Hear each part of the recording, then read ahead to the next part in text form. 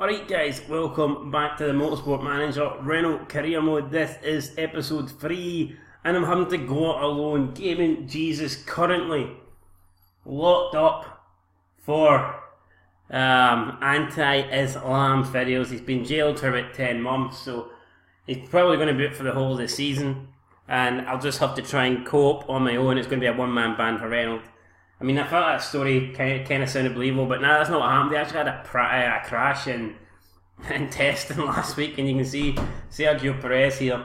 He has got an injured sign behind him, no joke. He's got a dodgy neck for, I believe it's going to be 8 weeks. So you've got Carlos Sainz with a dodgy neck for 8 weeks. That's probably going to affect his ability, his stats and shit like that. So, yeah man, it's going to be tough, right? All joking aside, Gamers Jesus isn't here today, but I am here today. I'll be controlling both drivers, although he has given me a strategy that he wants me to implement in the race, and obviously on qualifying he does want to go in the super softs. No shit, you want to go in the fastest compound available.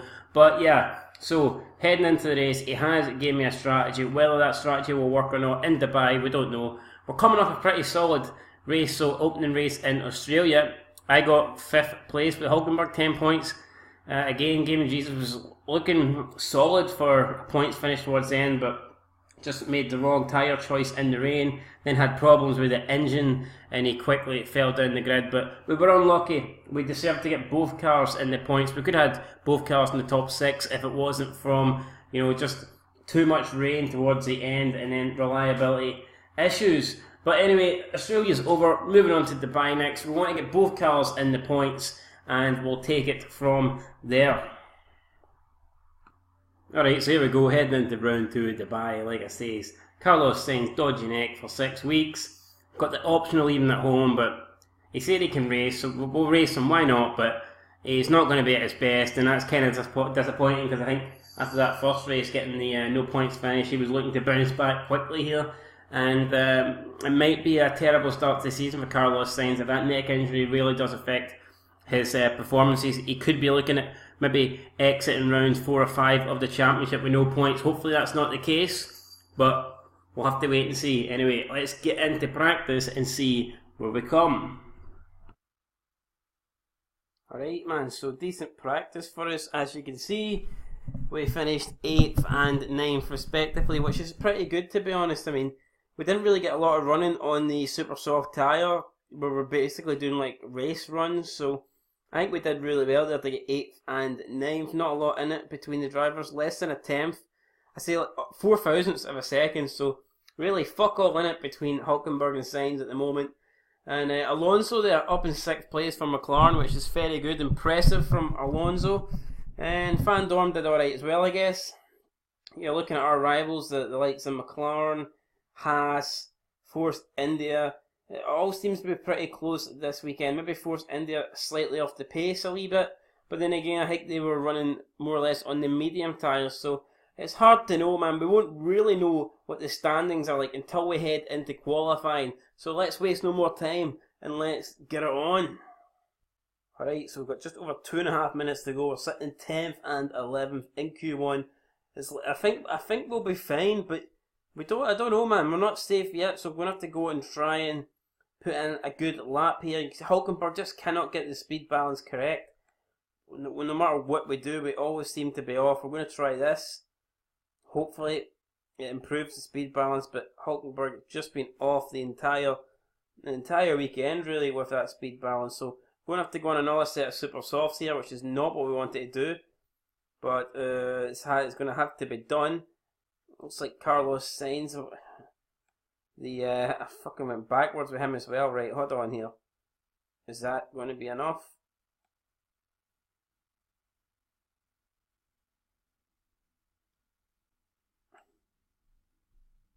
Right, we'll go with that. And then I think we'll keep that set of super softs, I think. Or do we risk? Nah, I think you've got to put on a fresh set, don't you, man?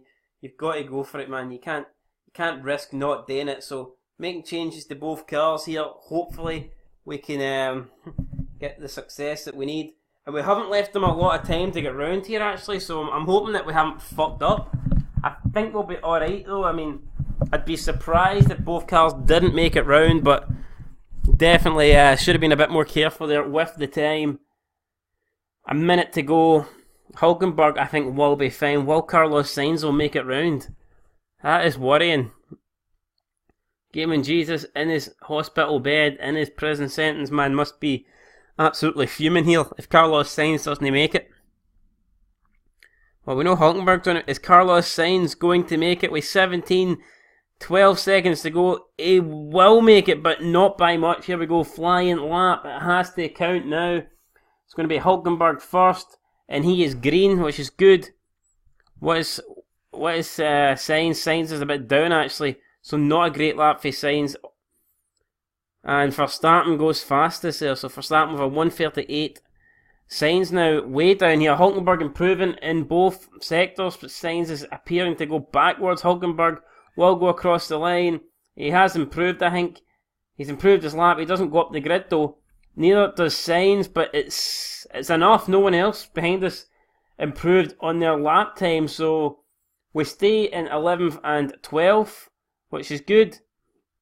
It gets us into the next round, but we could be struggling here to make it into Q3. I thought we might have had both cars into Q3, but judging by how that session went, it looks like we might struggle to get one in. Just did not seem to have the pace.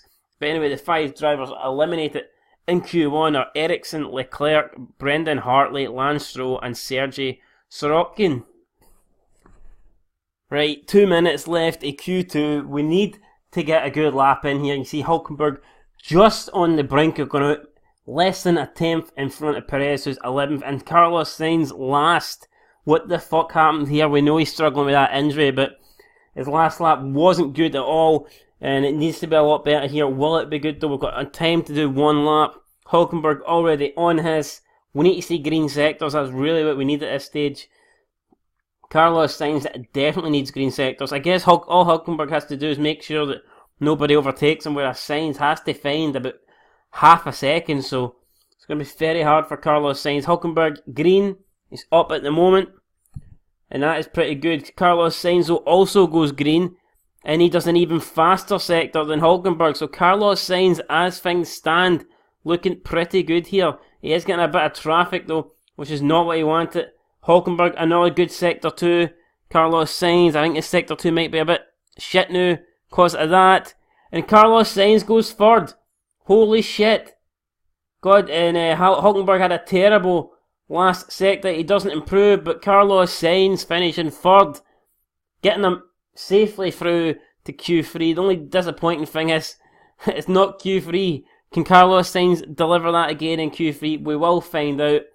It was a mighty lap. I was not expecting that. He went from 15th all the way up to 3rd place, so looks like he nailed it, and I thought he was getting held up there, but perhaps the car in front was offering him a good slipstream, and it might have benefited him there, but Bottas, Ricciardo and Vettel all did the identical lap time, which is kind of weird. I was not expecting that. But anyway, the 5 drivers eliminated: Pierre Gasly, Van Dorn, Ocon, Perez and Romain Grosjean. So you can see, out of our rivals we were competing with, McLaren got Alonso through, Haas got Magnussen through, but we got both our cars through, and that will help us in the Constructors. Remember, it's going to be a very close battle, I believe, for 4th place between ourselves, McLaren, Haas and Force India. Right, we've still got one more session to go.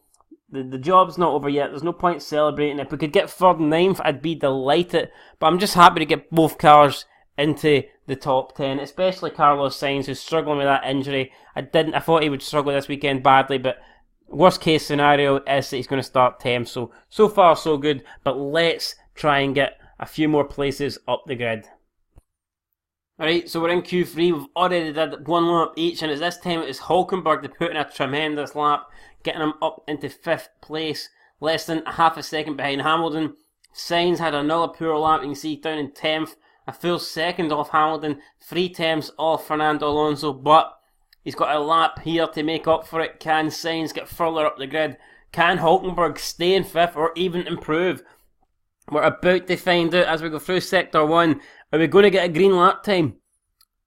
What about No, he's way down, so Hulkenberg had a fucking horrible Sector 1 there. What about Carlos Sainz?